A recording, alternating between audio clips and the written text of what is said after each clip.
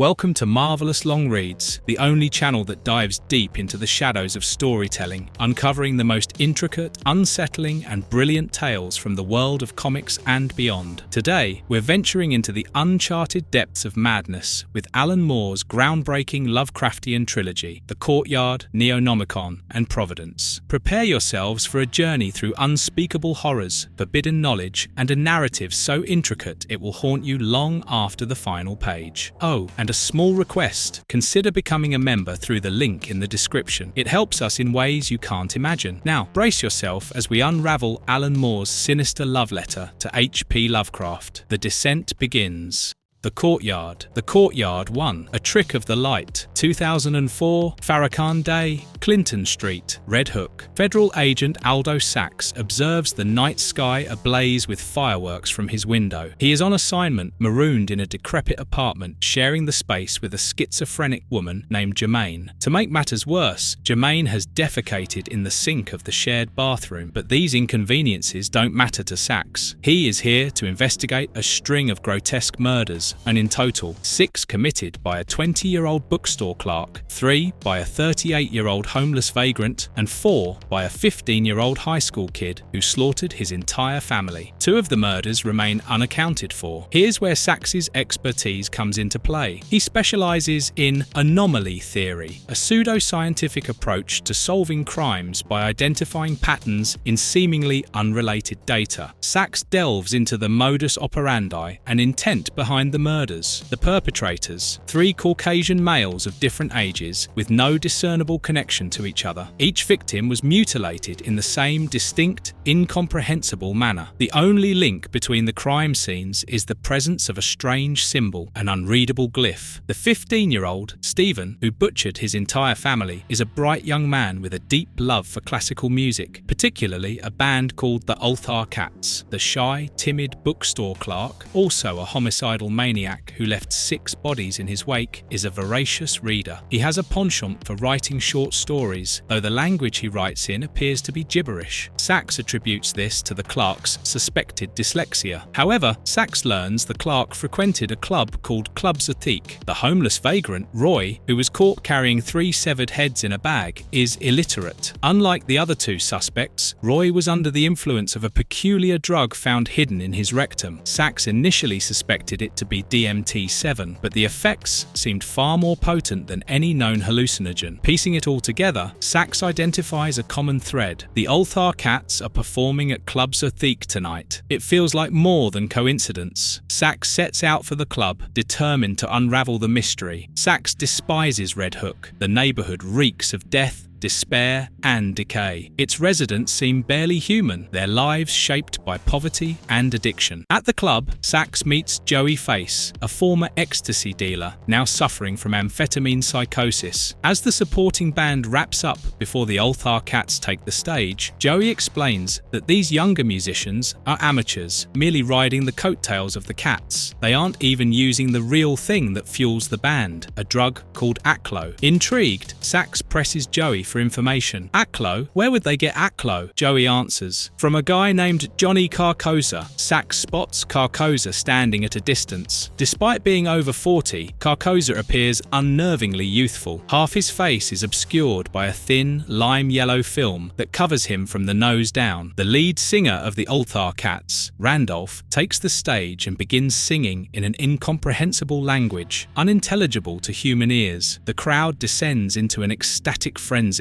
their movements almost ritualistic. Sachs, however, remains unfazed, his focus unbroken. He approaches Carcosa, asking for Aklo. Carcosa speaks with a peculiar speech impediment, but his words are laced with an alluring, venomous charm. His voice is ageless, almost genderless, and his presence unsettlingly alien. Carcosa refuses to provide Aklo in the crowded club, instead instructing Sachs to meet him at the tenement courtyard on Court Street at 3 a.m. At 1 a.m., Sachs visits a public fax booth and punches in his credentials to retrieve the latest updates on the case from his superior. Among the files is a report containing information on old classified cases from the borough. One report details the dismantling of a satanic cult, resulting in 24 police officers dying when a building collapsed. Before leaving, Sachs notices a particular section of the report, a photo of confiscated ritual artifacts from a gold refinery in a now redacted seaport town. One image stands out, a veiled figure, chained and inhuman, its features defying description. Shaken but resolute, Sachs sets out to meet Johnny Carcosa.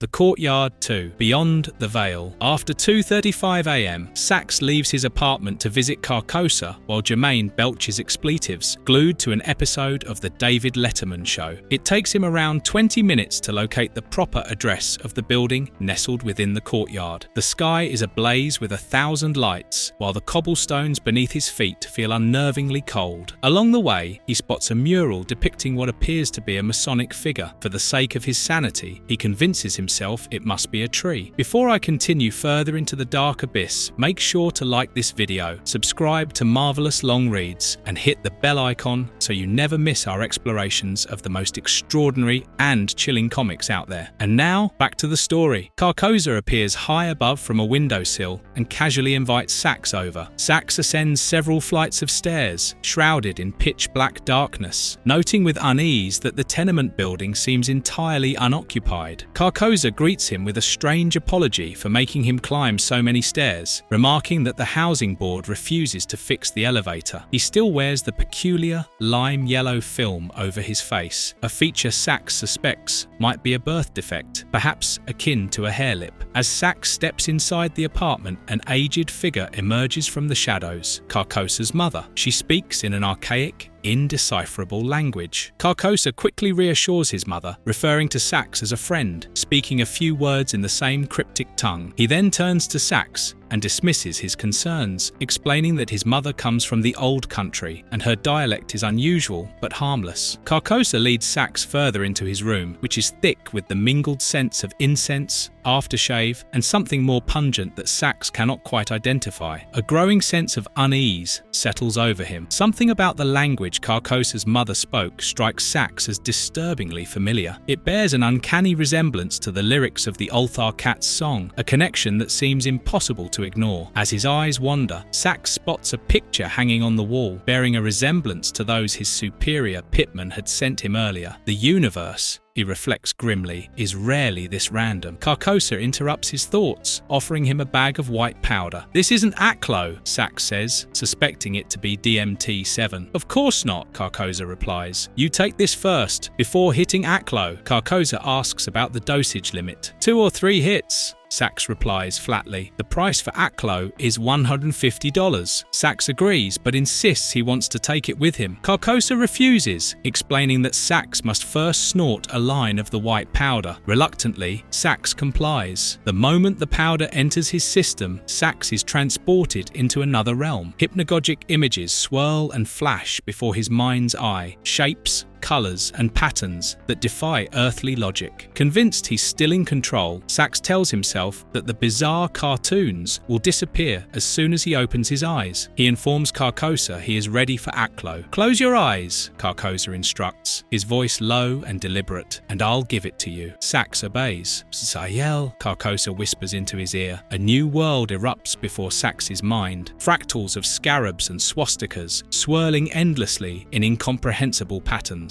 A mental floor collapses beneath him, and he struggles to comprehend this reality. Carcosa's voice cuts through the chaos. "Uzayel," he repeats. Sachs suddenly understands the word, the negative space surrounding a positive world. He is now plunging headfirst into a realm no human mind was meant to perceive, a realm where his anomaly theory crumbles into irrelevance. Just as he begins to stabilize, Carcosa speaks another word, Tohna. The word pulls Sachs further into the abyss. Spirals and twisting shapes tug at his consciousness, dragging him deeper into the alien void. In this unrelenting cascade of madness, a horrifying revelation dawns upon him. Aklo is not a drug. No substance in the mortal realm could wield such power. Aklo is a language, a primordial tongue predating humanity by eons, a remnant of forgotten colours and ancient truths. Carcosa utters the final blow.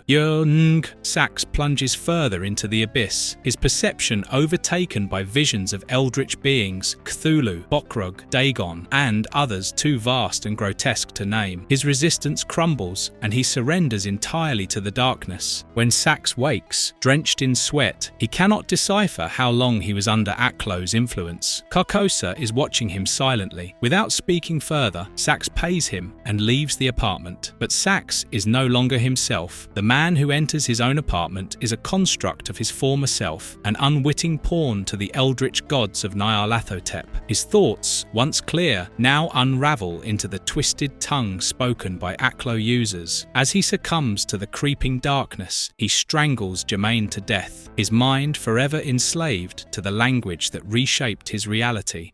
The Neonomicon, Issue 1, At the Mansions of Madness. It's the end and the beginning. He's beneath the waters now, but soon, in just a few months, he will rise. Until then, he sleeps. Salem, Massachusetts. FBI agents Gordon Lamper and Merrill Breers pull into a foreboding psychiatric facility. They are here to question Aldo Sax, a former agent who once cracked a similar case, but was institutionalized after descending into madness and brutally murdering 2 people in a ritualistic manner. Sax, now a deranged shadow of his former self, claims his insanity was a consequence of uncovering deeper, forbidden truths during his investigation at the Courtyard. Breers, a recovering nymphomaniac haunted by her past, feels an oppressive unease about the case. Her partner reassures her, and she responds with a guarded promise. Her focus is solely on the investigation. In their meeting, Sax rambles in cryptic fragments, his voice rising and falling in a language that seems to twist the air itself.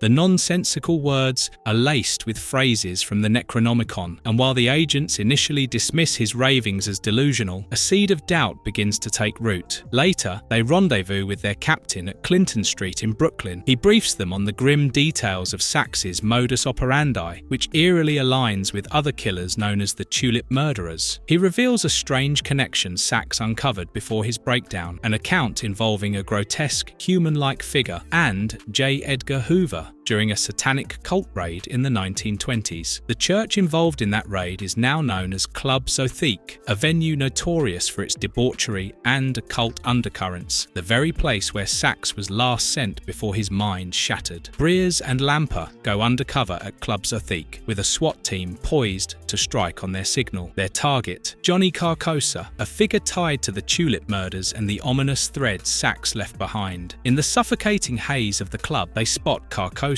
At their signal, the SWAT team storms in, weapons drawn. Chaos erupts as Carcosa bolts. Breers chases him through the writhing crowd, only to be ambushed by Randolph Carter, the lead singer of the Ulthar Cats, her eyes wild and voice dripping with the influence of Aklo. Their informant, Joey Face, later provides them with a lead, Carcosa's dwelling on Court Street. With a portion of the SWAT team, they head to the decrepit tenement known as the Courtyard. The scene is oppressive, the air heavy with dread. Within the Courtyard, they find a disturbing Masonic painting adorning the crumbling walls. It unsettles even the most hardened among them. Raiding Carcosa's apartment, they discover his mother's corpse, her throat gruesomely slit, her lifeless body a macabre tableau. Meanwhile, in the Courtyard, Breers and the remaining team confront Carcosa. He stands before the Masonic mural, his expression unreadable. "I'm leaving," he says. "I just came for a few things." As they attempt to apprehend him, Breers realizes, with mounting horror, that Carcosa is no longer there. In his place lies a painting of him standing beside the grotesque figure from the Masonic mural. The air thickens with confusion and dread. No one can explain what has just happened. Lamper offers hollow assurances. They did everything they could, but Breers feels a gnawing unease, a lingering certainty that they've only scratched the surface of something vast, ancient, and utterly incomprehensible.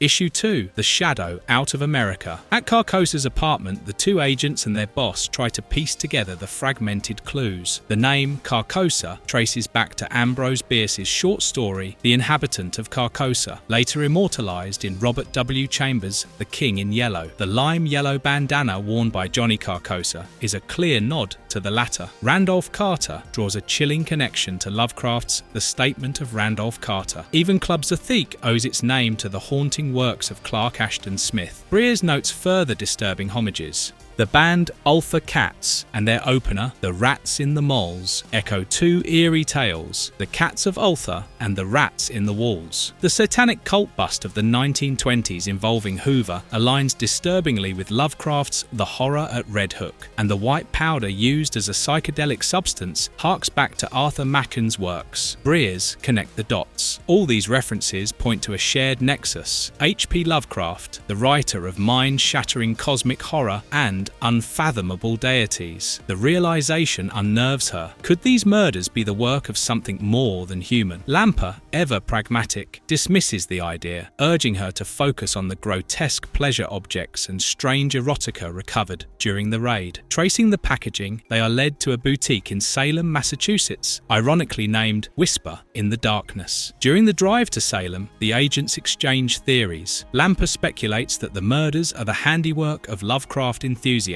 a grotesque homage to the writer's mythology. Breers counters, arguing that Lovecraft's work gained popularity only posthumously. Back in the 1920s, when Lovecraft was alive, his readership was scarce. She posits a darker possibility. The murders didn't emulate Lovecraft's work. His writings were inspired by something older, something real. Breers also highlights Lovecraft's disdain for human intimacy and his cloaked asexuality, noting how any erotic undertones in his stories were shrouded in darkness and dread. These insights only deepen her unease as they prepare for their undercover mission. Masquerading as a couple, Warren and Kate Franklin, they befriend Leonard Beeks, the boutique's owner, by feigning an interest in Lovecraft and the Cthulhu mythos. Their charade succeeds, and Beeks invites them to a clandestine ritual for devotees of the mythos. Breers purchases several occult texts, hoping to understand what they're truly up against. That night, they return to the boutique and meet Beeks and his wife, Joni. Together, they descend into an underground labyrinth, the walls scrawled with grotesque drawings and cryptic symbols. When Breers questions their location, Beeks casually explains they are beneath an old gold refinery, far removed from the outside world. In the changing room, Breers and Lamper are instructed to strip completely. Reluctantly, they comply. Beeks insists Breers remove her contact lenses, leaving her virtually blind as they enter the ritual chamber, a cavernous space with a murky pool connected to a contaminated river. Lamper, feigning an allergy attack, excuses himself to retrieve his medication from his coat, intending to arm himself and end the ritual. But Joni, suspicious, finds the gun first. Without hesitation, she shoots Lamper point blank, his body crumpling to the floor. As Breers, half blind and paralyzed by horror, stares at her partner's lifeless form, Joni mocks her. With a cruel smile, she quotes the chilling final line from Lovecraft's The Statement of Randolph Carter. "You fool, Warren is dead." Breers screams, declaring her identity as a federal agent and warning them of the SWAT team poised to storm the labyrinth. Her pleas fall on deaf ears as the group subdues her, subjecting her to unspeakable violations. The air thickens with a different kind of dread as something outside the chamber scratches and slithers, desperate to enter. The devotees unlock the gate and the creature emerges, a humanoid entity that radiates an otherworldly, terrifying allure. Breers, though nearly blind, feels its presence with every fibre of her being. The others fall into a frenzy, worshipping the creature, their reverence devolving into depraved acts of adoration. Breers, shaking and disoriented, strains to discern the entity's form. As it draws closer, the realization sears through her mind. It is Dagon, the ancient reptilian deity from Lovecraft's nightmarish tales. The others, entranced, chant and rejoice, oblivious to her repeated cries that she is a federal agent and that they will all face justice. But Breers knows, deep down, that no law can touch what she's witnessed here. All she can do is scream, her voice drowned out by the devotee's euphoric madness and the creature's guttural, unholy presence.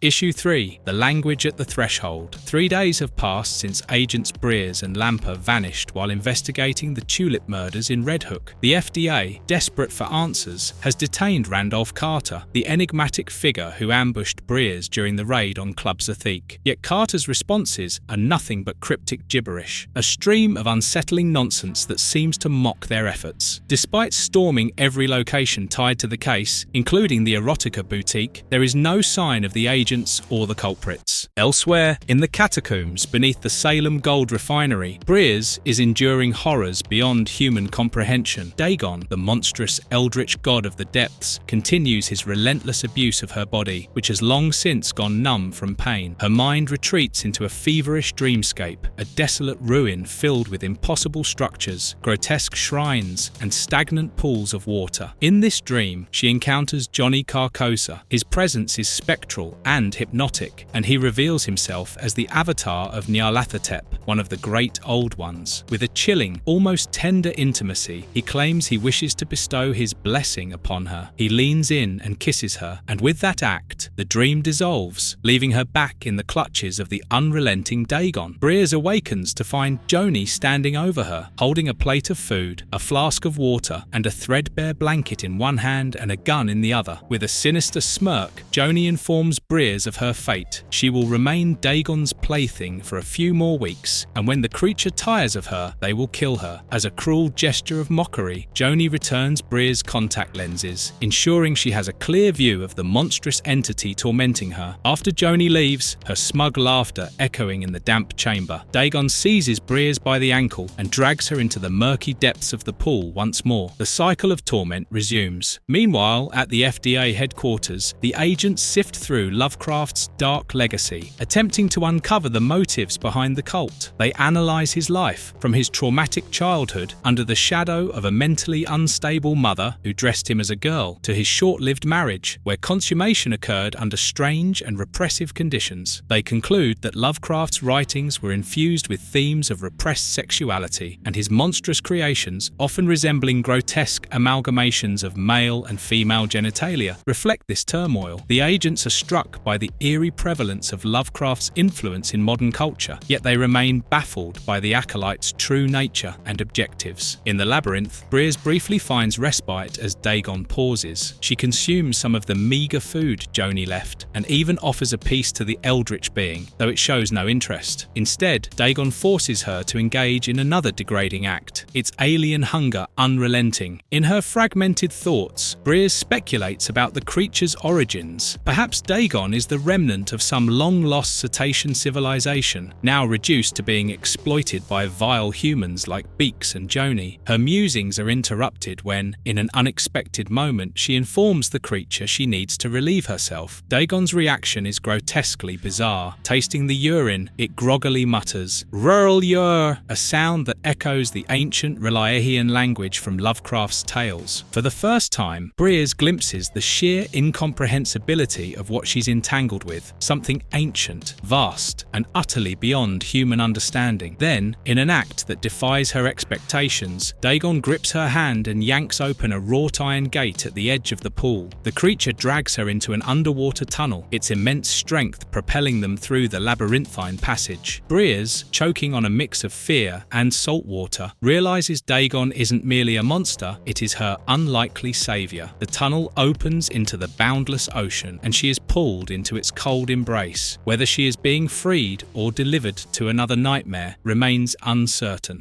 Issue 4. The Lurker Within. Briers drifts into a surreal fever dream, finding herself transported to Providence during Lovecraft's lifetime. She approaches the reclusive author, offering an act of intimacy. Lovecraft, visibly hesitant, finally reveals his phallus, a tentacle, writhing with alien vitality. She jolts awake, horrified, the nightmare still etched in her mind. When consciousness returns, Briers finds herself washed ashore on the Salem waterfront. A kindly couple notices her disheveled state and offers her a jacket and their phone. She immediately calls FDA headquarters, demanding a SWAT team. Hours later, the FDA storms the erotica boutique. The raid ends with Joni's violent death. She resists, spitting anti-Semitic slurs before being neutralized. Outside, Parlman, the FDA head, expresses relief at Briers' survival. Her expression remains cold and distant, as if untouched by the events. Briers reiterates her theory. Lovecraft didn't write inhabit the Cthulhu mythos until 1926, long after these entities existed. This suggests Lovecraft didn't create these stories but merely chronicled truths far older than humanity. Parlman counters that Briers was likely drugged, assaulted by someone masquerading as Dagon, and suffering delusions. He apologizes for involving her in the case, acknowledging the risks given her history as a recovering nymphomaniac. Briers dismisses his concern, asserting that her fascination with Lovecraft since college has been a cosmic prelude to her current experiences. The SWAT team ventures deeper into the labyrinth beneath the boutique, where they discover a grisly scene: the mutilated corpses of cult members, their bodies torn apart by Dagon. The creature, still present, is gunned down in a violent confrontation. Parlman and Briers survey the carnage. Briers approaches Dagon's lifeless form, staring into its haunting eyes one final time. 3 months later, Briers visits Aldo Sachs, the enigmatic figure confined after his descent into madness. As usual, Sachs speaks in the cryptic language of Aklo. To his astonishment, Briers responds fluently, matching his dialect. Intrigued, Sachs listens as Briers recounts her ordeal with Dagon and the cultists. Sachs squirms as she details the story, finally confessing his own asexuality, a trait he shares with Lovecraft. He presses Briers on her motivations for revealing such a story to him. Briers responds that Sachs, of all people, might be the only one capable of truly understanding. She delves deeper into her revelations, suggesting that the entities Lovecraft wrote about are not relics of the past, but beings from the future. Perhaps Lovecraft's tales were not mere fiction, but warnings, premonitions of events yet to unfold. She speaks of Leng, a higher mathematical plane she can now perceive as an Aklo speaker, a realm Sachs too has glimpsed. Briers shares another revelation. Johnny Carcosa is the avatar of Nyarlathotep,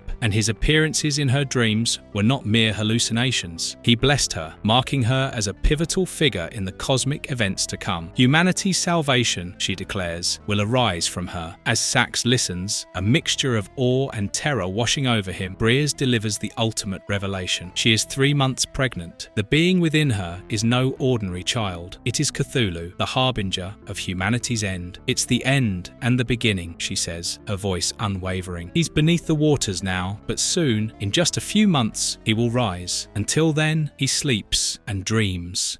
The Providence. Issue 1, The Yellow Sign. In the early 1900s, at the dawn of a new century, Jonathan sat in Bryant Park, New York, reading a letter from his beloved. After finishing it, he tore it into pieces, letting the scraps flutter away in the breeze. Then, with a heavy heart, he walked off into the distance. At the offices of the New York Herald, editor-in-chief Ephraim Posey discussed the public's tumultuous relationship with the press with his subordinates, Prissy Turner, Freddie Dix, and Robert Black. Robert informed Posey that his article on the Treaty of Versailles, signed on June 28, 1919, marking the end of World War I, was almost complete. Posey, however, reminded him that they still needed more content to fill half a page. Dick suggested covering the infamous Jersey Devil case from 1909, where hoofprints in the snow were spotted across the Jersey shore, inciting widespread hysteria and satanic panic. Prissy countered with an idea to revisit the French book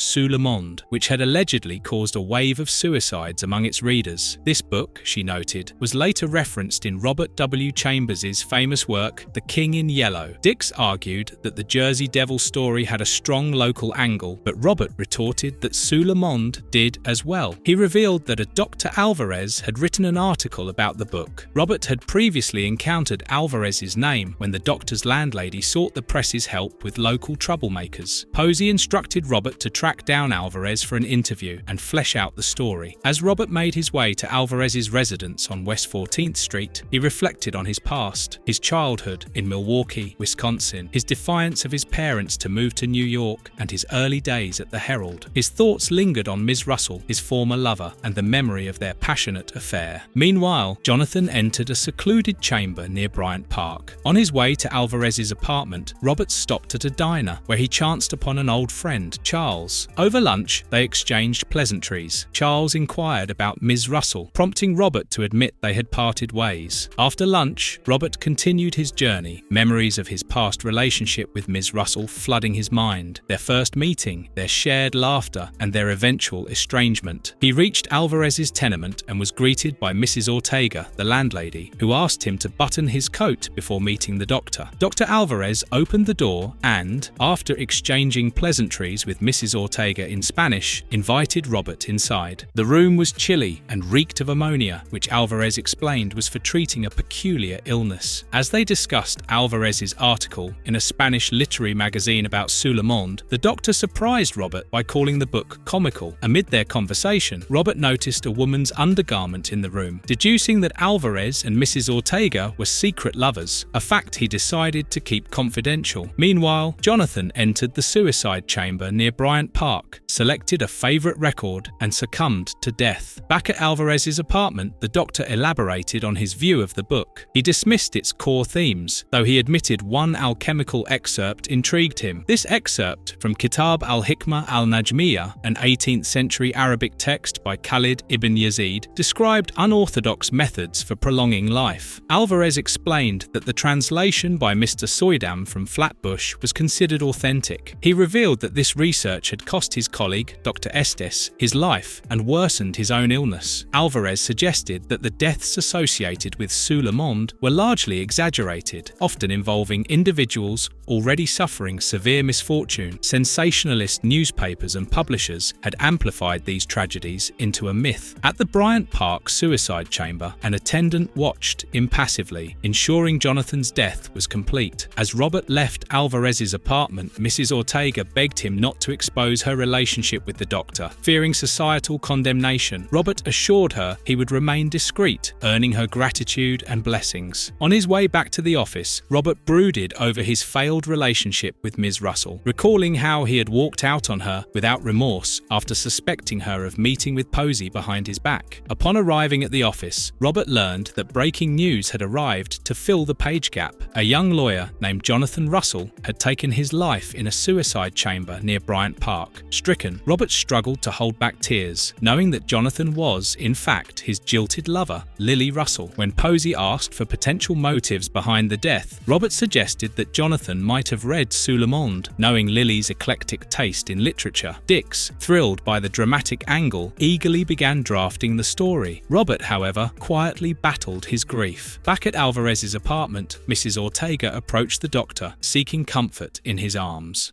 Issue 2. The Hook. Robert Black had been devastated by the death of his beloved. Struggling with his grief, he decided to take a sabbatical from the New York Herald. Hoping to distract himself and perhaps find a new purpose, he set out for Flatbush, Red Hook, to locate a man named Soydam. Before leaving, Mr. Posey at the Herald introduced Robert to Detective Tom Malone, a man familiar with the area. Malone was a tall, heavily built Irishman with a friendly demeanor. They met outside a church in Red Hook, a building that would, years later, gain infamy as Club Satik. After exchanging pleasantries, Robert explained his reasons for being there, including his discussions with Dr. Alvarez and his interest in an Arabic alchemical text, Kitab al-Hikmah al-Najmiyah. Malone informed him about Soydam's activities at the church, including his lectures on occult philosophy and the mysterious cellar beneath it. He also warned Robert about the area's notoriety, especially after reports of missing children linked to the church's supposed occult practices. As they observed the churchyard where Soydam often walked, their conversation took an unexpected turn. Malone expressed his attraction to Robert, but their discussion was abruptly interrupted when Soydam himself appeared. Robert introduced himself as an occult scholar and explained his interest in the alchemical text. Soydam, intrigued, mentioned that he had acquired a transcription of the text from suppliers in Salem. As they approached Soydam's home, they encountered a Middle Eastern man selling peacock feathers and speaking a foreign language. Soydam explained that the man was from the Kurdish region and that the peacock angel held significant cultural and spiritual importance in his community. Inside Soydam's home, Robert noticed a staircase leading to a basement and grew curious. Soydam dismissed the idea of exploring it, claiming a gas leak made it unsafe. Their conversation shifted to the Kurdish beliefs, which Soydam described as more aligned with Gnosticism than devil worship. He explained that their teachings sought liberation from from the material world, while his Salem suppliers explored realms underlying or preceding the mortal plane. Soydam delved into the origins of the Kitab al-Hikmah al-Najmiyah, which he said was authored by Khalid ibn Yazid and later revised by al-Buni. He detailed the text's 4 methods for prolonging life: diet, temperature, soul transference, and corpse revitalization, the last of which fascinated him the most. He explained how such a text reached America, attributing it to a brotherhood founded in 1686 by Roulet, Massey, and Colwyn. Soydam also discussed Kabbalah and its antithesis, Qliphoth, mentioning its deities Lilith and Asmodeus. He handed Robert a pamphlet titled Kabbalah and Faust, linking the German figure Faust to Simon Magus, a possible founder of Gnosticism. For these insights, he charged Robert a modest fee. Their meeting was interrupted by Cornelia Gerritsen, one of Soydam's followers, who reported the appearance of more unripe fruits at Parker Place. Soydam introduced her to Robert before excusing himself, allowing Robert to browse his library further. Once alone, Robert decided to investigate the basement despite Soydam's warnings. Using an electric flashlight, he descended the stairs and found a chalk-drawn magic circle with a pentacle. Beyond it lay a natural cave system. Venturing deeper, he discovered a golden pillar embedded in the stone floor and a horrifying heap of human skeletons, some with cracked skulls and claw marks. Further exploration led him to an underground lagoon with onyx piers carved with strange markings. A sudden noise, hoo-hoo, caught his attention. Turning, he saw a bioluminescent humanoid female figure charging at him with claws extended. Terrified, Robert fled but stumbled over a rock, falling unconscious. He awoke to find himself back in Soydam's cellar, with Soydam and Cornelia expressing concern. When Robert recounted what he had seen, they dismissed it as a hallucination caused by the gas leak. He attributed the nightmare to their earlier discussions about biblical figures and occult theories, coupled with his grief over losing someone dear to him, whom he referred to as Lily. Before leaving, Robert asked if he had arrived wearing a hat, which they denied. Thanking Soydam for the pamphlets and their conversation, Robert resolved to investigate these matters further, considering leaving the Herald permanently. As he made his way back, he passed the peacock feather cellar again. This time he noticed the man's face fully. Half of it bore scars identical to those on the skeletons in Soydam's basement. Issue 3. A Lurking Fear. Robert Black checks into a hotel in Salem, Massachusetts, continuing his research. Before leaving New York, he encounters his friend Charles amid the 1919 Actors Equity Association strike. Charles asks about his destination, and Robert explains he's heading to New England to work on a book. Charles shares that vaudeville comedian W.C. Fields has joined their cause and mentions how Prohibition and the Russian Revolution have radically altered the world. After bidding farewell, Robert boards a train to Salem. Upon arrival, he checks into the Hillman Hotel, where he meets the proprietor, Zeke Hillman. Zeke's appearance unsettles him. The man's pale, wrinkled skin, bulging eyes, and stubby nose give him an uncanny resemblance to a fish or marine creature. In his room, Robert asks Zeke about Tobit Boggs, the contact Soydam had recommended. Zeke directs him to Boggs's gold refinery across the North River and explains he'll need to pass the Lodge House and St. Jude's Church along the way. Following these directions, Robert eventually arrives at the refinery. Inside, Boggs is already occupied with 2 other customers. When Robert introduces himself, Boggs acknowledges that he has been expecting him, as Soydam had sent word of his arrival. Like Zeke, Boggs shares the same unsettling aquatic features. Boggs introduces the 2 customers as Shadrach Annesley and Increase Orne. Shadrach questions Robert about his background, asking if he has Jewish ancestry. Uncomfortable, Robert hesitantly admits he might, a fact he usually conceals to advance his journalism career. Shadrach reassures him there's no hostility. As they leave, Boggs jokingly warns Robert not to pry around like he did in Soydam's basement. Once alone, Robert tells Boggs what Soydam shared about the alchemical text and its English translation. Boggs explains that Garland Wheatley from Athol, Massachusetts, handled the transcription. Wheatley had been expelled from the esoteric Stella Sapiente coven in 1912. Boggs adds that his own grandfather, Captain Jack Boggs, was also a member of the coven, but fell out with them after marrying an indigenous island woman, Pathithia Lee. Boggs offers to show Robert the tunnels his grandfather once used, and the 2 walk through Salem's quiet streets. Passing St. Jude's Church, they notice a swastika drawn on the sidewalk. Boggs dismisses it as an attempt by rivals to provoke unrest among the waterfront community. He explains the tensions between the Friends of Oannes and other groups, as well as their beliefs rooted in the Book of the Neglected. He mentions Oannes' allies, Janus and Navalis, as central to their faith. At Boggs's home, Robert meets his wife, Negathlia Lu, who works silently with an abacus. She shares the same fish-like features as her husband. When Robert asks about the tunnels, Boggs explains that his grandfather used them to bring islanders to Salem, often for procreation. The carvings on the tunnel walls were made by the indigenous women of the island. They lift a heavy steel bar to reveal the passageway. As Robert descends, he realizes the tunnels are disturbingly familiar, the same ones that will eventually be used by the Dagon cult. Uneasy, he requests to return to the surface. That night, back at the Hillman Hotel, Robert has feverish dreams. He sees his deceased lover, Jonathan, alongside Prissy Turner and Tom Malone, all naked beside him. The dream spirals into horrific visions: a cattle train filled with naked men and women, premonitions of World War II, gas chambers and swastika symbols. Human-amphibian hybrids appear, and Prissy is dragged into a mist. Amid these surreal images, Robert glimpses J. Edgar Hoover and an eerie photograph that feels like something he will encounter in the future. He wakes in the middle of the night, drenched in sweat. The next morning, Robert checks out of the hotel. Zeke hands him a newsletter from the Friends of Oannes and asks him to send regards to Wheatley if they meet. Robert boards a bus to Athol in the afternoon. The driver, who shares the amphibian-like traits of the Salem residents, directs him to a rear window seat for a view of the sunk ones near Misery Island. As the bus passes the island, Robert notices small figures frolicking in the water, illuminated by moonlight. A child on the bus excitedly points out the creatures. Curious, Robert asks if they are seals. He soon realizes that all the passengers have the same fish-like features as Boggs and the other Salemites. One passenger confirms ambiguously, "It's seals, all right." Robert sits back in his seat, disturbed but determined to continue his journey to Athol.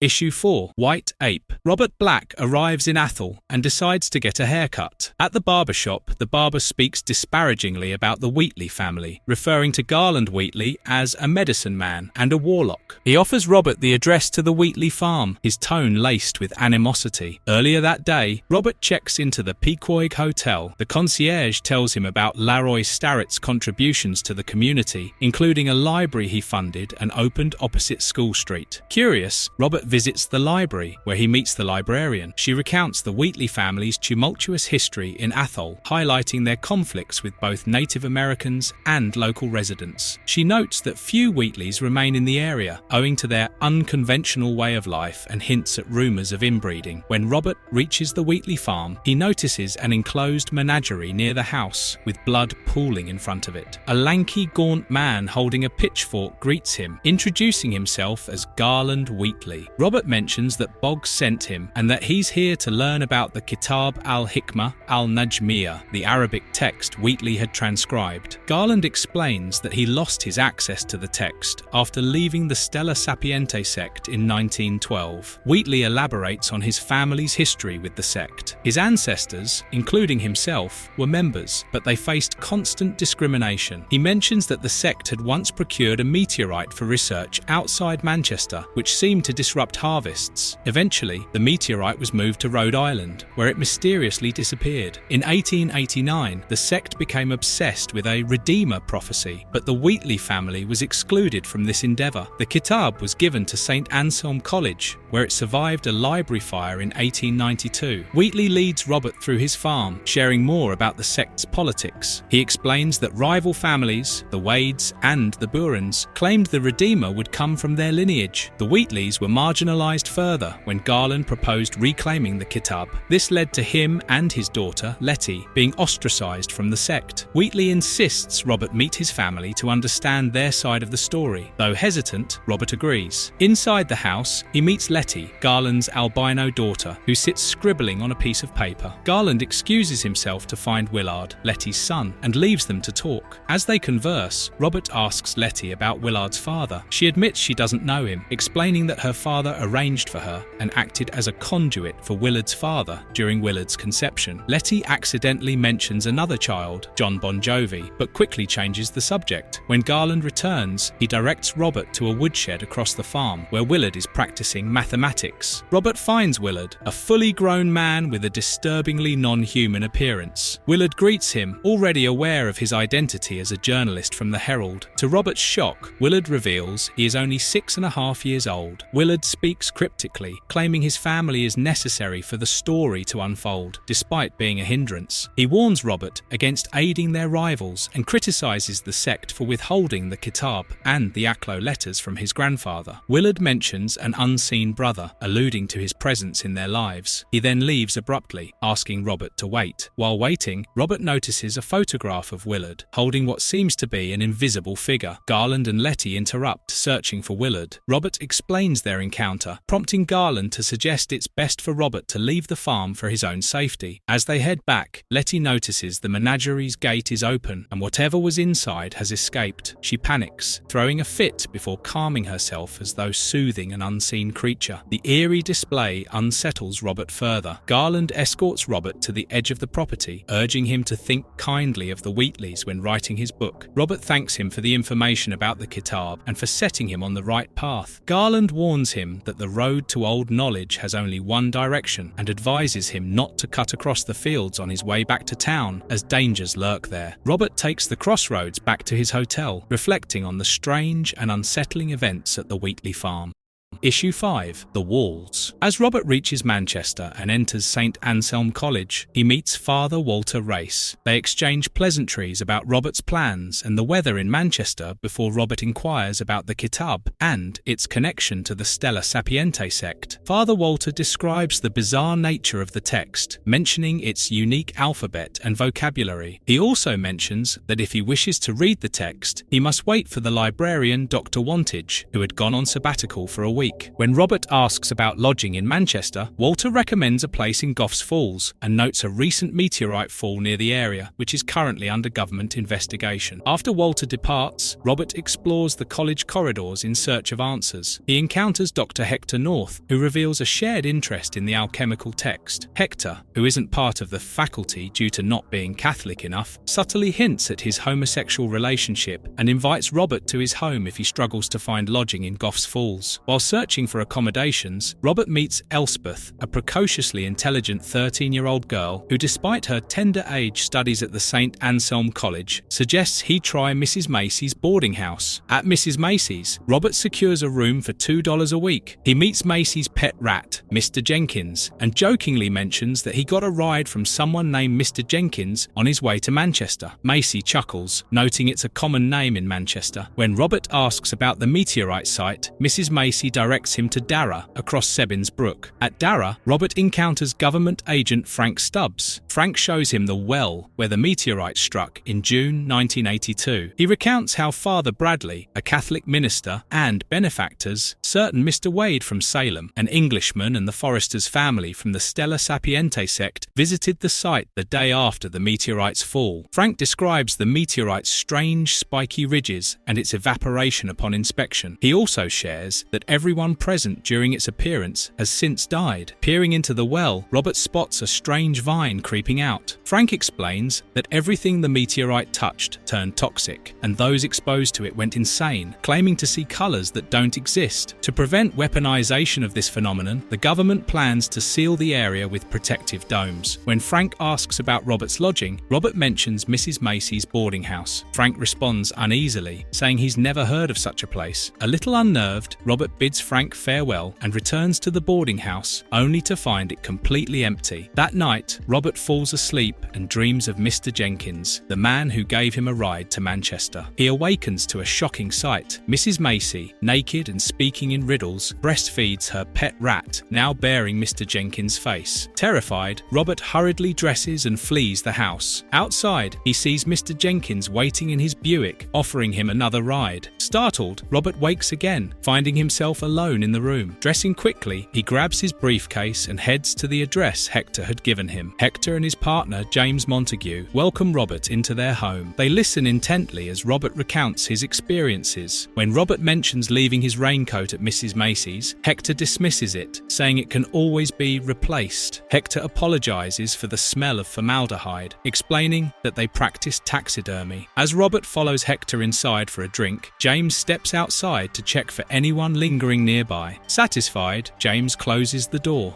Issue 6. Out of Time. As Robert sleeps in the spare room at Hector North and James Montague's house, he overhears the couple arguing in hushed whispers. James accuses Hector of constantly pursuing dangerous endeavors that bring strange men into their lives. Hector fires back, accusing James of being overly cautious and rigid. Frustrated, James insists they revisit the matter in the morning. Meanwhile, Robert dreams vividly of the kitab, its cryptic writings flashing before his eyes. The next morning, over breakfast, Robert thanks Hector and James for their hospitality. James, visibly irritable, responds with strained politeness. Robert informs them of his intention to visit the library at St. Anselm College to study the alchemical text. Hector, however, suggests Robert return to their home by noon to spend some time together. Their conversation is interrupted by a knock at the door. Hector asks James to answer it. When James returns, his face is pale with panic. He reports that a young female student from the college delivered a message. The college had received an inquiry about Hector and James's whereabouts. Both men retreat to another room to discuss the matter in private. When Hector returns, he apologizes and asks Robert to leave, explaining that they are packing up to leave town themselves. Despite his confusion, Robert quickly gathers his belongings, thanks them again, and departs. Outside, Robert encounters Elspeth, the precocious girl who had directed him to Mrs. Macy's boarding house earlier. When Robert questions her about the message, she reveals it was from a Canadian military captain, an old acquaintance of Hector and James, who is now trying to track them down. Elspeth insists Robert drop the subject and walks him to St. Anselm College. At the college, Elspeth leaves for her class, and Robert meets Father Walter Race again. He inquires about the librarian's return from sabbatical. To his surprise, Walter informs him the librarian has been back for over a week. Robert feels a chilling sense of disorientation, as though time is slipping away from him. Robert is introduced to Dr. Henry Wantage, the librarian, who escorts him to the library. Wantage shows Robert a photograph of Stella Sapiente sect members taken during the Kitab's translation. Among them, Robert recognizes a young Garland Wheatley and his daughter Letty. He also notices a stern-looking man whom Wantage identifies as Edward Wade, Elspeth's late father. Edward, he explains, died when Elspeth was 8, and it was Edward who ostracized the Wheatley family from the sect. He also catches a glimpse of the name of the person who took the photo, named Ronald Underwood Pittman, who hails from Boston. Apparently, this is the same photographer who took photos of Willard and his invisible brother that he witnessed in the Wheatley farm. Wantage brings out an English transcription of Kitab al-Hikmah al-Najmiyah and allows Robert to study it, warning him not to remove it from the library. When Robert reassures him he'll handle it carefully, Wantage cryptically replies that it's not the book's physical damage he fears, it's the other way around. As Robert delves into the text, its cryptic symbols and passages blur his perception of reality. He experiences vivid flashes of his past, present, and future. In one vision, he sees Khalid ibn Yazid, the book's author, standing in a desolate desert, screaming in terror. Snapping back to reality, Robert thanks Wantage and leaves the library, deeply shaken. Outside, Elspeth is waiting for him. Robert tells her about his growing disorientation and how Wantage mentioned he'd been in Manchester for 3 weeks, though it feels like mere days. As rain begins to pour, Robert recalls leaving his raincoat at Mrs. Macy's. Elspeth takes him to a store on Orange Street, where he buys a new one. She then invites him to her house to rest and recover. At Elspeth's home, Robert recounts his experiences over the past few days. As he speaks, he's suddenly horrified to see Elspeth standing completely naked before him. Panicked, he tries to leave, only to find himself trapped in her body while she inhabits his. Now in Robert's body, Elspeth reveals revealed to be Edward, her father, who had stolen her body years ago, violates Robert in an act of soul-swapping dominance. Edward explains that Elspeth's soul died when she was 5 and that he has inhabited her body ever since. Furthermore, Edward was previously a vessel for an even older, unknown entity. After the horrific act, their souls revert to their original bodies. Elspeth warns Robert to remain silent about what transpired, threatening dire consequences if he disobeys. Traumatized, Robert flees into the torrential rain, running through the streets of Manchester until he reaches its outskirts. There, he spots a sign reading, "Welcome to Manchester," and, to his utter shock, Mr. Jenkins' Buick parked nearby. Inside the car, he sees not only Mr. Jenkins, but also himself. Unable to distinguish reality from nightmare, Robert sprints down the road, leaving Manchester behind.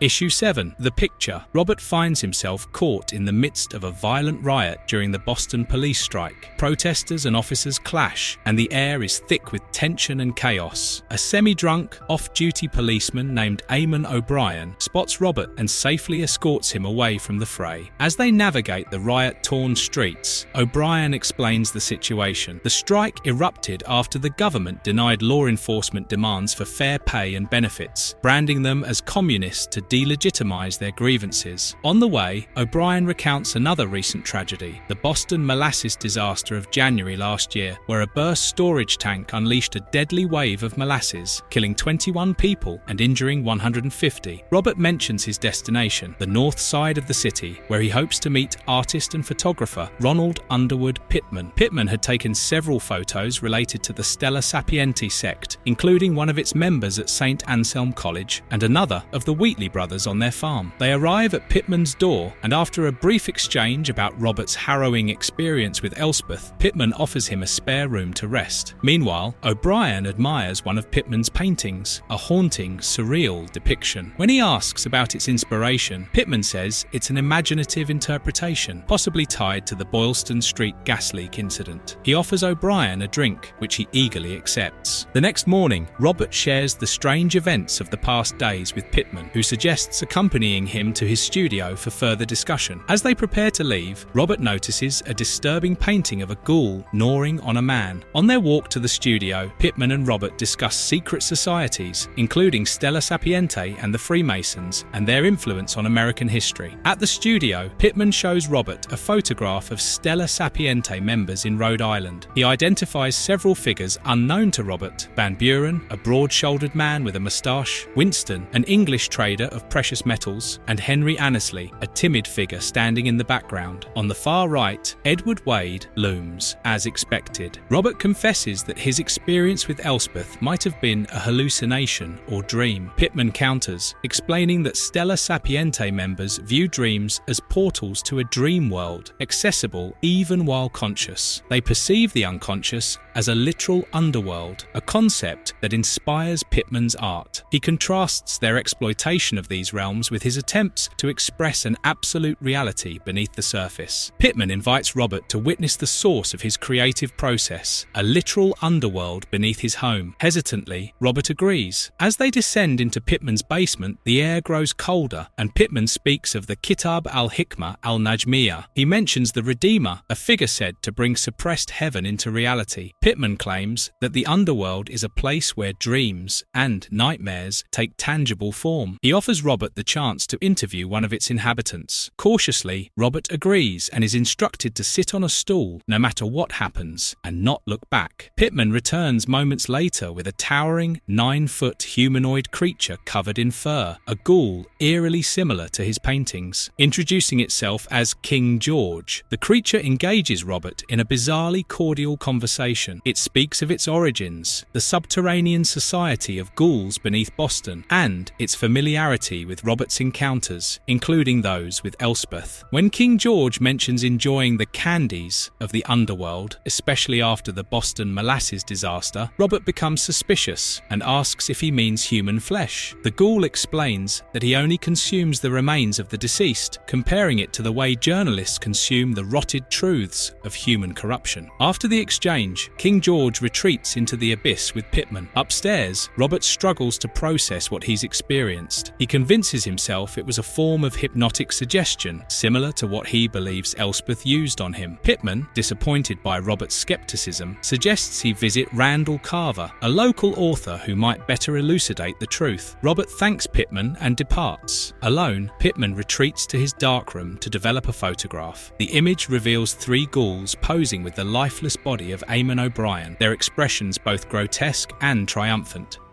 Issue 8. The Key. At the residence of Randall Carver, he shares with Robert one of his fictional stories, Crawlers from the Clouds, which he reveals is inspired by a real-life hoax. The story involves a man, a cousin of Henry Annesley from the Stella Sapiente coven, who used an aerial device to glide across the New York skyline. Randall explains that much of his fiction stems from dreams and delusions, not only his own, but also those of others. Over several weeks, Robert stays with Randall, delving deeply into the connection between dreams and art. During this time, Robert discovers an amateur publication called Pine Cones and grows particularly fond of the writings of an author named H.P. Lovecraft. Curious about Randall's writing process, Robert inquires about his life story. Randall recounts being orphaned at a young age and raised in Manchester by his aunt, uncle, and their manservant. Those years were the happiest of his life. After graduating, he returned to Boston, sustained by his family's inheritance. He thrived during the 1890s, the golden age of pulp literature, using his dreamlike imagination to create an entire geographic landscape for his stories. However, the golden age ended in 1898, and with it, his ability to conjure dream worlds faded. Randall then experimented with writing about religion and other literary pursuits before settling on occult themes. When Robert asks whether books like The Book of Hali or Kitab al-Hikmah al-Najmiyah inspired him, Randall admits he couldn't fully grasp their cryptic texts. His associate Harvey Warner had been more knowledgeable about the books and Stella Sapiente, but tragically disappeared while investigating a cemetery in Florida, along with the book itself. Another friend, who tried to debunk Randall's dream world theories, also met a grim fate in a Manchester cemetery before taking his own life. These incidents left Randall feeling as though his experiences in cemeteries were surreal hallucinations or dreamscapes. Burdened by guilt after the second tragedy, he abandoned diabolism and reckless behavior, retreating into a decadent life surrounded by rare artifacts. Over time, these artifacts began to influence his dreams. Robert asks if Randall's dream world can be accessed similarly to Pittman's underground chasm. Randall explains that there are many methods, including his own technique called the 700 Steps to Deeper Slumber. He notes that Stella Sapiente has a different approach and mentions that one of their members met the prominent Freemason Albert Pike to discuss dream theories. Pike believed the dream world to be a primordial physical place suppressed by reality, waiting to be resurrected. Randall references Lord Dunsany's Idle Days on Yann as an example of writers weaving such themes into their work. Robert points out they are attending a Dunsany lecture that evening. Randall praises Dunsany's talents as an aristocrat, hunter, soldier, and writer, explaining that his bravery inspired Randall to briefly join the army. However, Randall's military experiences left him scarred, hindering his ability to write and explore his dream world. When Robert requests to see the 700 Steps technique, Randall instructs him to close his eyes, imagine descending a staircase, and count each step. As they descend, the staircase's appearance morphs, and Robert notices strange figures, including King George and a man shouting at them. Finally, they reach the 700th step and the gates of the dream world. Walking through a hallway Randall calls the upper dream world, they spot Albert Pike conversing with a Stella Sapiente representative. Behind Pike stands a legion of white-hooded figures who appear to be members of the Ku Klux Klan. The hallway leads to a grassy patch with abandoned railway coaches. Robert becomes jittery upon seeing a man with a tentacled face. Randall explains that the flora and fauna of the dream world are constantly evolving. They pass a cemetery where ghouls from Pittman's paintings gnaw on corpses. Robert asks Randall about Stella Sapiente's Redeemer prophecy. Randall responds that even if a Redeemer exists, their actions would be meaningless without an equally unlikely messenger to deliver their purpose. Such a meeting, though catastrophic for humanity, is unlikely. Suddenly, a group of cats appears and carries them to the moon, where night gaunts snatch them mid-flight. Robert grows uneasy during the glide, and the night gaunts drop them from the air. As Robert panics, Randall instructs him to open his eyes, and they return to his drawing room. Later, on their way to hear Dunsany speak, they encounter Hector North and James Montague. Hector panics, and both men avoid Robert as they hurry away. At Copley Plaza, the audience gathers to hear Dunsany. Randall points out a lanky, stern gentleman dressed in black seated in the front row, H.P. Lovecraft, whose writing Robert admires. During Dunsany's captivating narration of God and Men, Robert becomes fixated on Lovecraft. After the speech, as Randall visits the restroom, Robert notices Lovecraft standing alone while his relatives seek autographs. Introducing himself, Robert flatters Lovecraft by praising his work in pine cones and asking for an autograph. They shake hands, and Lovecraft shares his address, inviting Robert to visit. In this cosmic convergence, the Messenger and Redeemer have finally met. Issue 9. The Outsiders. Through Randall's reference, Robert travels to Providence to meet Henry Annesley, a scientist who has developed a pair of spectacles that allow him to see extra-dimensional organisms overlapping our reality. When Robert greets Annesley, they exchange insights about Stella Sapiente's influence on places like Salem and Athol. Annesley expresses disdain for the Wheatley family when Robert mentions them. Robert also mentions meeting a man named Shadrach Annesley in Salem, which surprises Henry, who reveals Shadrach is his great-uncle. Henry is even more astonished to learn Shadrach is still alive. They move to Annesley's laboratory, a space with a stronger scientific focus than occult. Annesley explains that Stella Sapiente openly embraces scientific endeavors, aiming to use science to uncover occult mysteries. They discuss the sect's impact on Robert's book, and Annesley remarks that Robert has gained a notable reputation within the sect through his travels across New England. The conversation shifts to the Kitab and the sect's Redeemer prophecy, which Wheatley had been obsessed with. Annesley clarifies that the prophecy has already been fulfilled and differs significantly from Wheatley's interpretation. He explains that the Redeemer is merely a rank in the sect. In 1898, the sect arranged a marriage between the Order head's daughter and a new member, and their child automatically attained the title of Redeemer. Their conversation is interrupted by a stout young man with blonde hair, whom Annesley introduces as Howard Charles.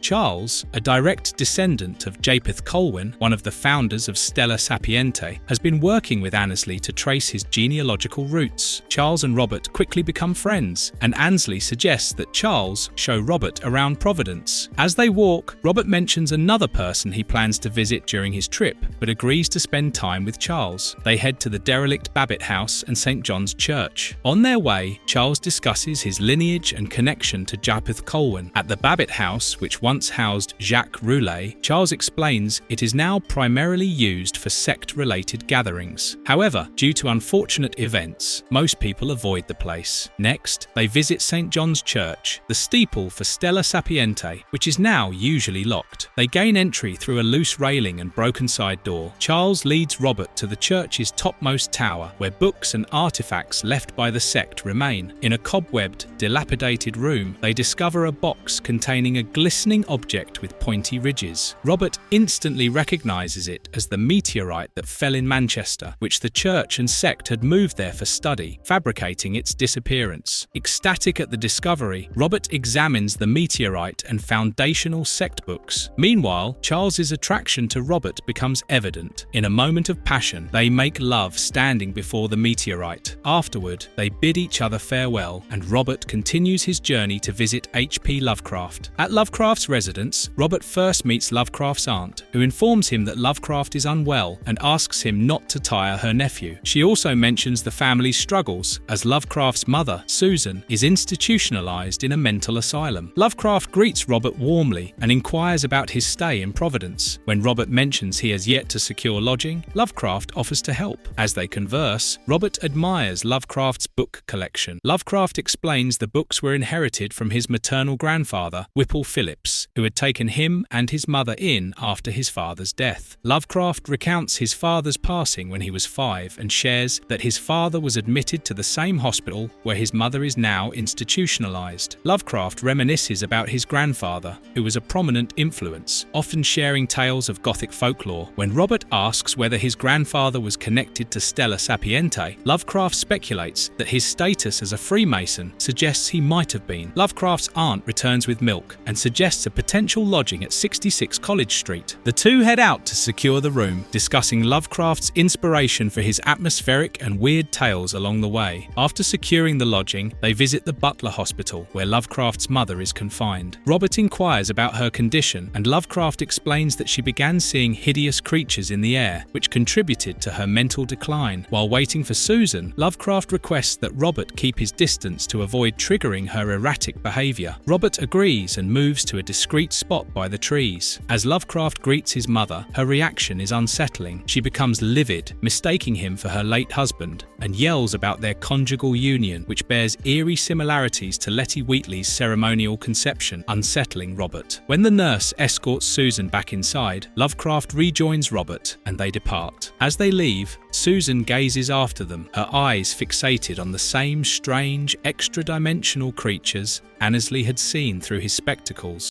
Issue 10, The Haunted Palace. The setting is the front steps of St. John's Church. A central woman, identified as Johnny Carcosa's mother, steps forward while women on either side of the steps pray before votive candles surrounded by lilies. As she moves closer, she utters the Aklo phrase, "Yer Nhangar," now is before, foreshadowing the great change heralded by the birth of Stella Sapiente's Redeemer. Meanwhile, Robert and Lovecraft stroll through Providence, discussing literary influences. Lovecraft acknowledges how Lord Dunsany and Edgar Allan Poe shaped his early work. He admits that Robert's commonplace book, a diary of his New England travels and strange encounters, has inspired him deeply. As they walk, they encounter Howard Charles, now sporting a stubble and smoking a pipe. Something about Charles's demeanor unsettles Robert, as if he has been replaced by someone nearly identical. Charles cryptically mentions uncovering new information about Japheth Colwyn with the help of Annesley, which he claims has changed him. After Charles departs, Robert shares his unease with Lovecraft, who dismisses it as youthful posturing. Still, Robert remains disquieted. Their conversation shifts to writing, with Lovecraft confessing his ambition to create a series of atmospheric tales inspired by Robert's journal. He mentions taking liberties with names and places from the diary, and thanks Robert for being a profound source of inspiration. Lovecraft shares that he has written about Robert to his literary correspondents, including Samuel Loveman, a Jewish poet and closeted homosexual. While Lovecraft admires Loveman's work, especially the poem Hermaphrodite, he shockingly expresses disdain for both the homosexual and Jewish communities. Robert, uncomfortable with Lovecraft's prejudices given his own closeted life, tries to steer the conversation elsewhere. As they approach Lovecraft's residence, Lovecraft returns Robert's diary, thanking him again for the ideas it has sparked. Lovecraft jokingly shows Robert a childhood photo of himself dressed as a girl alongside his parents. When Robert inquires about his father, Lovecraft explains that his father, though born in Rochester, New York, had English roots. His father worked for Lovecraft's maternal grandfather, Whipple Van Buren Phillips, before marrying Lovecraft's mother. A trade salesman dealing in gold and silver, Lovecraft's father frequently traveled to New England, including Salem. Lovecraft then reveals that dreams often inspire his writing, sharing a recurring vision of rubbery, winged creatures he has named night gaunts. Robert is startled, recognizing them as similar to creatures he encountered in the dreamscape with Randall Carver. Lovecraft goes on to explain his grandfather's significant influence on him and shares a photograph of his grandfather, Whipple Van Buren Phillips. To Robert's horror, he recognizes Phillips as the Freemason and Stella Sapiente figurehead Pittman had shown him in a photograph. Worse still, Lovecraft's father also appears in the image, cementing a chilling realization. Lovecraft is the prophesied redeemer destined to bring forth the unknown world Stella Sapiente worships, annihilating human life. Overwhelmed, Robert turns pale and abruptly informs Lovecraft he must return to New York. Back at his lodgings, Robert feverishly pens a letter to Tom Malone, warning him of everything he has uncovered. As he writes, the steeple window of St. John's Church seems to draw nearer, and the meteorite from the church suddenly appears at his writing table. From the wall of his room emerges a two-dimensional figure with countless reflections, Johnny Carcosa, an avatar of Nyarlathotep.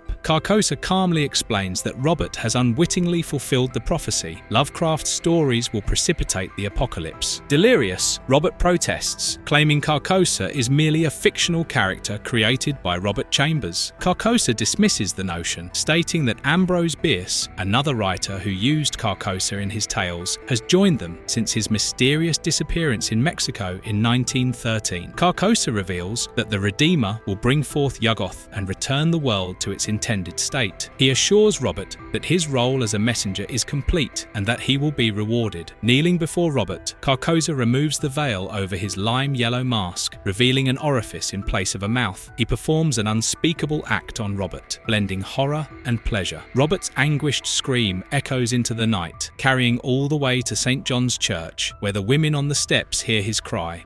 Issue 11, The Unnameable. Shaken and delirious after his encounter with Johnny Carcosa, Robert Black bids farewell to H.P. Lovecraft and boards a train bound for New York. His grip on reality has unraveled, and the passengers he sees are replaced by characters from his surreal travels through New England. Elspeth Wade, Hezekiah Massey, Robert Soydam, seated beside Cornelia Gerritsen, Zeke Hillman, the resurrected Japheth Colwyn, Charles Howard, Tobit Boggs with his wife Negathlia Lou, Federal Agent Frank Stubbs, Henry and Shadrach Annesley, Increase Orne, the demon Lilith with Garland Wheatley, and empty seats hauntingly signifying John Devine and Willard Wheatley. Across from him, Mr. Jenkins sits, his tail visible beneath the seat, along with Dr. Hector North, James Montague, the Ghoul King George, and others. Arriving in New York, Robert stops at the Horn and Hardart Automat, a place he had frequented before his journey. There, he meets Charles, who shares troubling news. Vera, Charles's lover, has been arrested for illegal possession of alcohol, a nod to the Prohibition Act. Charles also laments the collapse of the 1919 Actors' Equity Strike, which has left artists without work. Robert then traverses Sullivan City, but his perception has irrevocably changed. He views the streets as a higher plane of existence accessible only to those versed in Aklo. In this state of mind, he mails his diary and a letter recounting his experiences in New England to Detective Tom Malone. As he leaves the post office, he spots Mr. Jenkins' Buick parked nearby and is overcome with panic. Disoriented, Robert stumbles to Bryant Park, its snow-laden grounds quiet and eerie. There, he meets Freddie Dix, a colleague from his days at the Herald. Freddie informs Robert that Prissy Turner, another former colleague, is now romantically involved with their editor-in-chief, Ephraim Posey. In response, Robert reveals he is queer. Freddie accepts this without hesitation and offers him a swig from his flask of illegal liquor. They part on amicable terms. In a final, despairing act, Robert enters the lethal chamber at Bryant Park, the same place where his former lover Jonathan took his life, and succumbs to his anguish. This grim conclusion interweaves real-life events with the fictional timeline of Lovecraft's stories. 1921, H.P. Lovecraft's mother, Sarah Susan Phillips Lovecraft, passes away on May 24th. 1922, Detective Thomas Malone receives Robert's commonplace book, setting up the events of the horror at Red Hook. Clark Ashton Smith, editor of Weird Tales, receives Lovecraft's manuscripts, including Dagon. 1924, Lovecraft marries Sonia Haft Green at St. Paul's Chapel in New York. Shortly after, the fictionalized events of the horror at Red Hook unfold, culminating in Malone's descent into madness beneath the Red Hook Church. Lilith cradles Robert Soydam's lifeless body as echoes of Lovecraft's story play out in reality. 1925 to 1930, Lovecraft separates from Sonia and struggles financially. Meanwhile, the FBI begins monitoring Robert Black's diary, branding him a communist and unmanly homosexual. Events from Cool Air, Pickman's Model, and The Silver Key align with the rise of Lovecraft's Cthulhu mythos. 1936, Robert E. Howard, Lovecraft's contemporary, dies by suicide. 1937, Lovecraft dies of cancer on March 15th. In his will, he names R.H. Barlow as his literary executor. Over decades, Lovecraft's work grows in popularity. In the 1970s, the counterculture movement embraces his tales, rebranding the Kitab as the real Necronomicon. The mythos becomes mainstream. Cthulhu plush toys hit the shelves, and Lovecraft's influence permeates pop culture. Then, the events of the Courtyard and Neonomicon unfold, leading inexorably to the Cthulian apocalypse. Humanity, ensnared by knowledge and dread, faces the eldritch horrors Lovecraft had only dared to dream.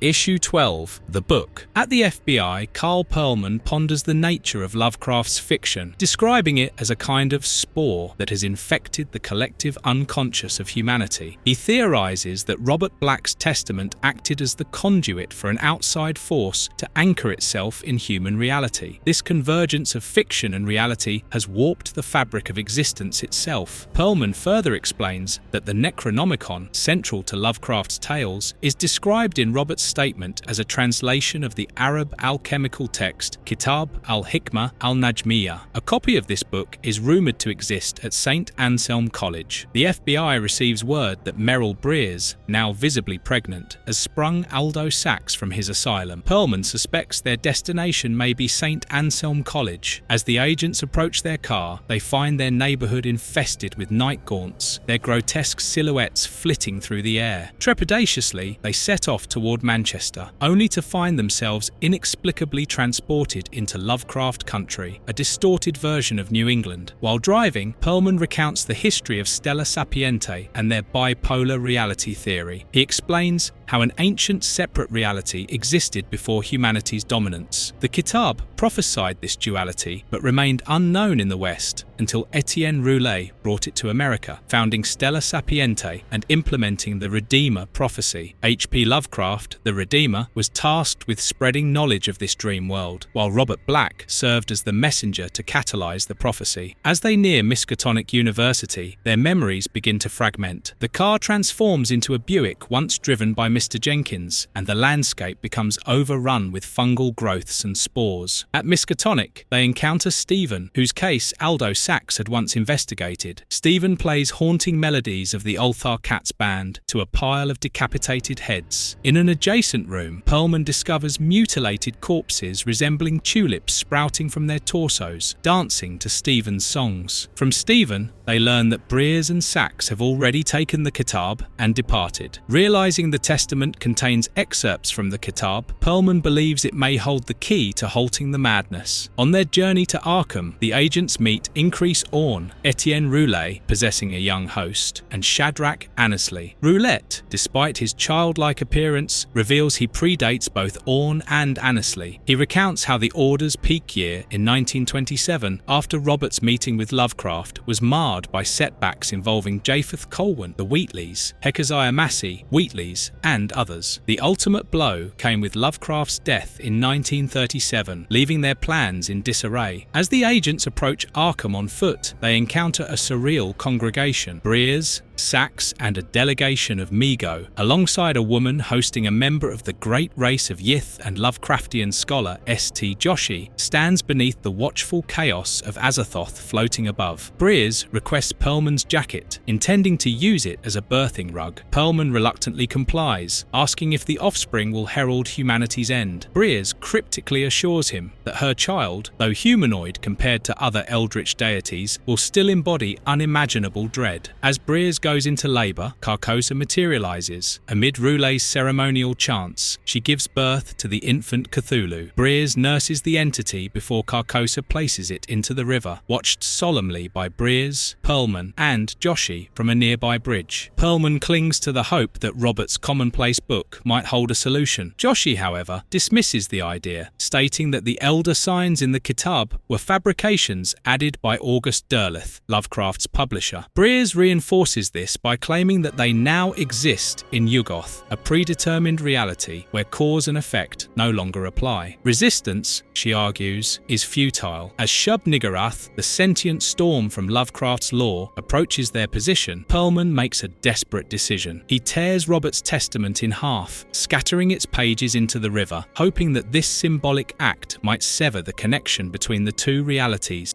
Outro. And so, the dark tapestry of the Courtyard, Neonomicon, and Providence weaves its final, chilling thread. Alan Moore's masterful exploration of Lovecraftian horror leaves us with questions about reality, identity, and the thin veil separating the known from the unknown. Whether it's Robert Black's haunting journey, the harrowing revelations of Agent Breers, or the apocalyptic endgame of the Cthulian mythos, these stories remind us of the price of forbidden knowledge and the fragility of the human mind. If you've enjoyed diving deep into these unsettling worlds, don't forget to hit that subscribe button on and join us here on Marvelous Long Reads for more in-depth explorations of comics, literature, and the stories that stay with us long after the final page. Share your thoughts in the comments below and let us know what tales you'd like us to unravel next. Thank you for watching, and until next time, tread carefully. Some doors, once opened, can never be closed.